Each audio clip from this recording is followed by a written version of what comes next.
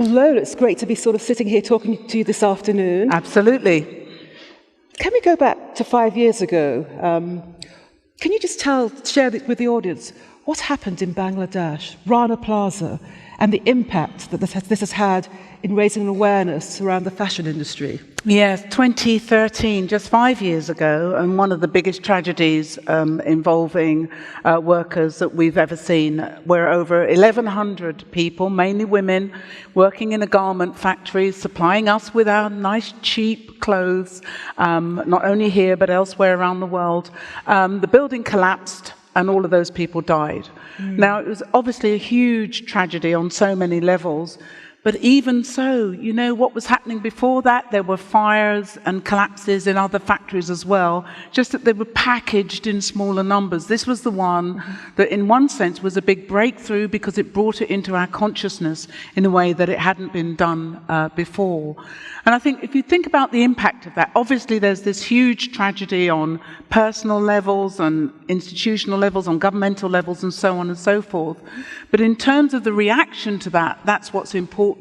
Because, of course, we can all say, oh, we never want such a dreadful thing to happen again, right. But what is it that we're going to do to ensure that those things don't happen again?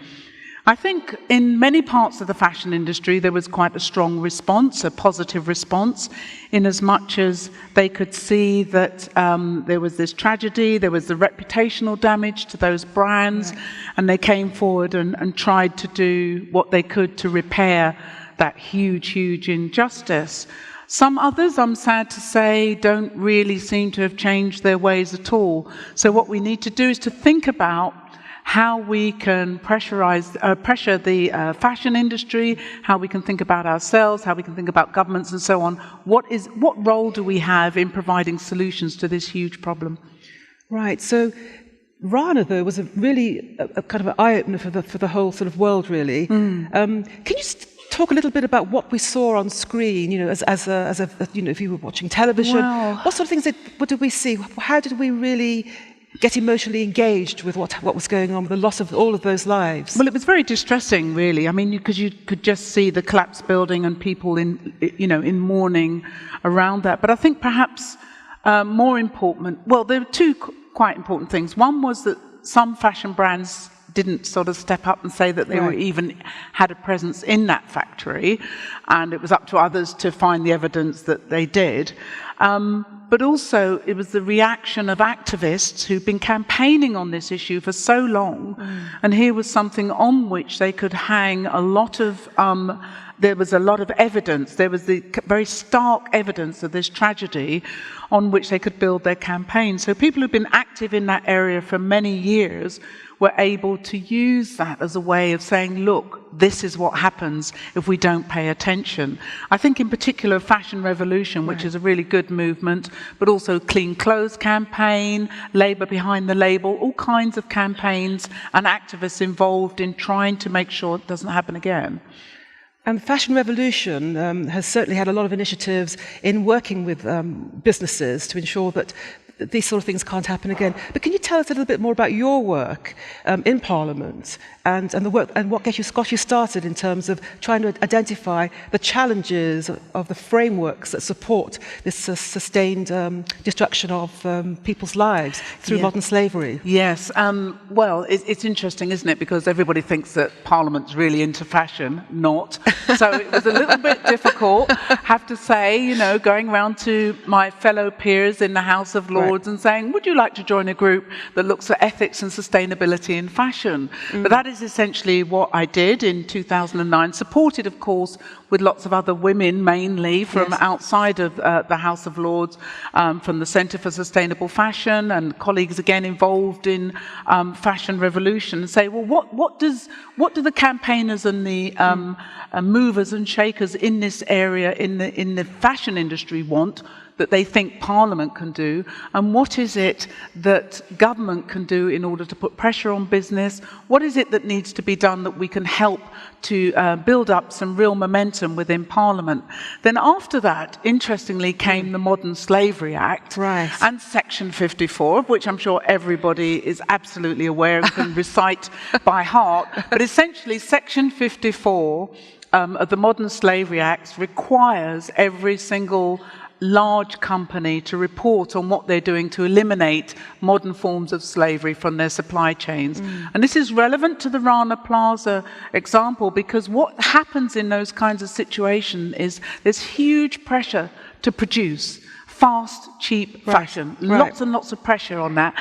And as a consequence, the owners, the managers within those factories kind of slide over any health and safety regulations. It's all about fast production and as cheaply as possible. So people aren't getting paid properly and they're working in dangerous conditions. So within the Modern Slavery Act, in that section 54, as I say, it is required by law for companies to produce a statement which says what they're doing to try and combat this in their supply chains. Not just the fashion industry, but across the piece. Right, okay. And when you say large companies, what does that really mean? Because, you know, just in terms of the audience, what do we mean by large companies? Yeah, well, this is a very interesting point, because the Act doesn't actually specify it, so that the threshold can change over time. At the moment, it's £36 million. So any company, any brand that has a turnover of £36 million or more has to do this reporting.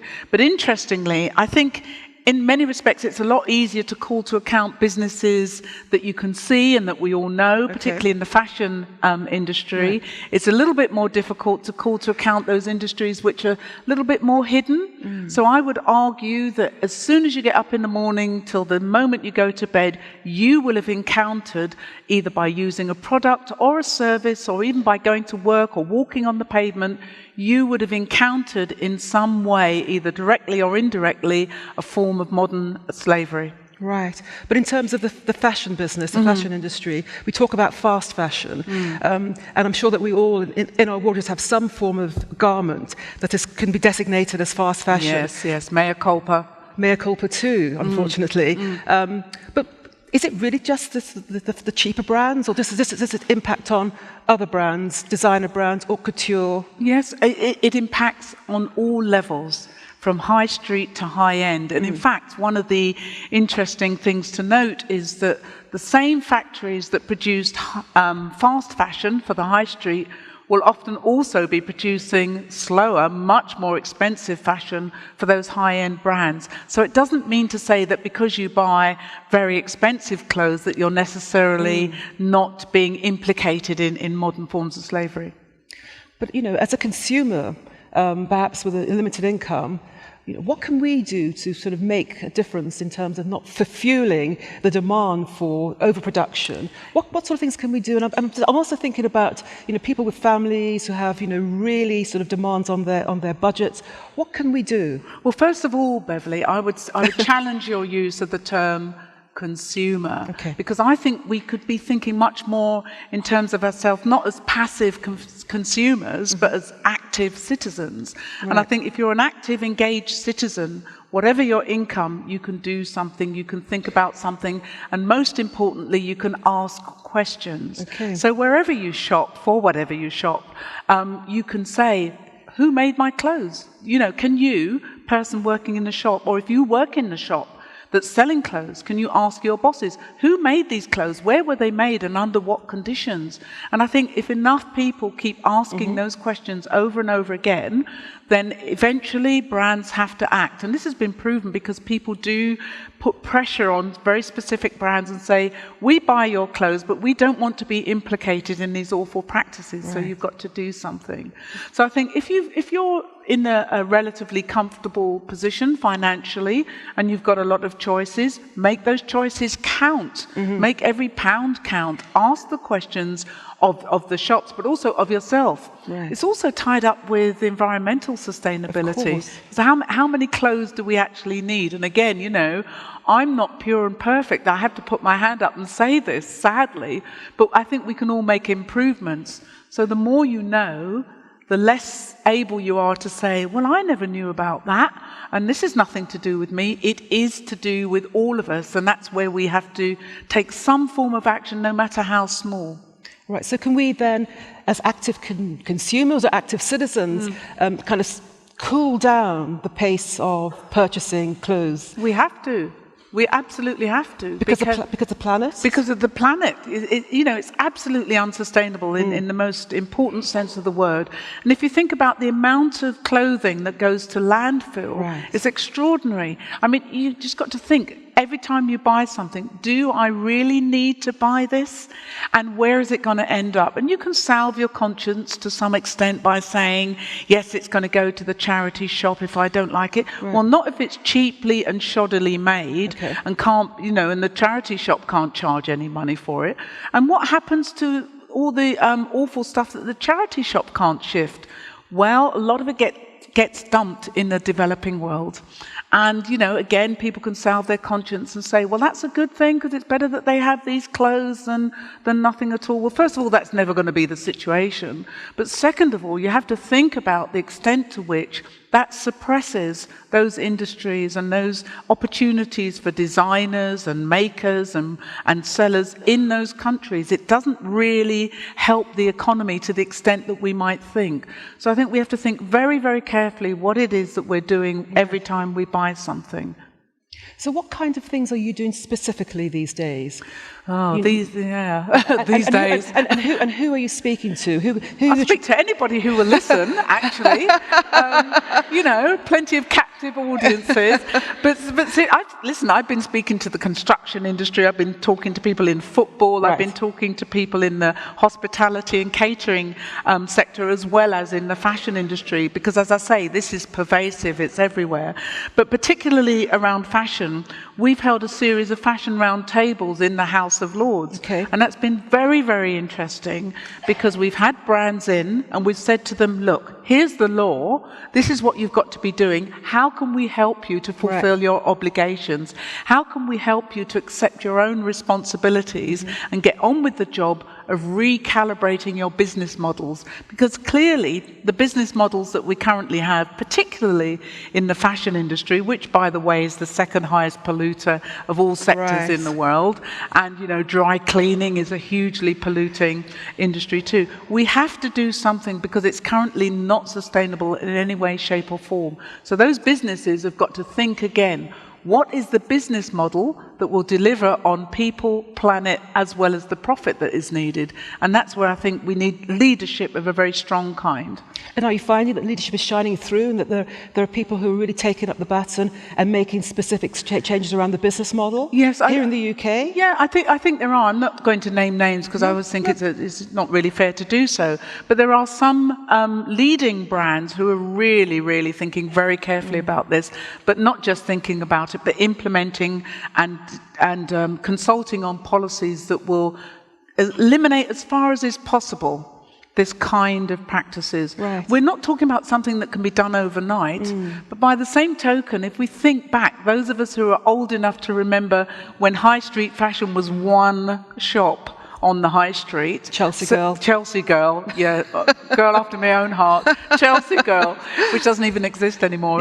But in those days, we were able to do lots of different things. We used to make our clothes. We used to make a lot of our own clothes, and we used to be much more careful about our choices because we didn't have the disposable income and because it wasn't being constantly marketed at us that we had to have lots of new clothes 2, 3, 4 times a year. That wasn't the way things are run. Now, we can't go back to that model, but what we can do is think about how we can change it so that we have some kind of equality. It is a big issue, that we address these issues around the environment and we stop people being sucked into this awful kind of work practices which mean their lives are literally at stake. And of course, this is something that we need to be thinking about, not just here in the UK, but on a global basis. Absolutely. And I think the more legislators get in touch with this particular area of requiring business to accept responsibility, the better. Thank you, Lola. Thank you so much. Thank you, Beverly.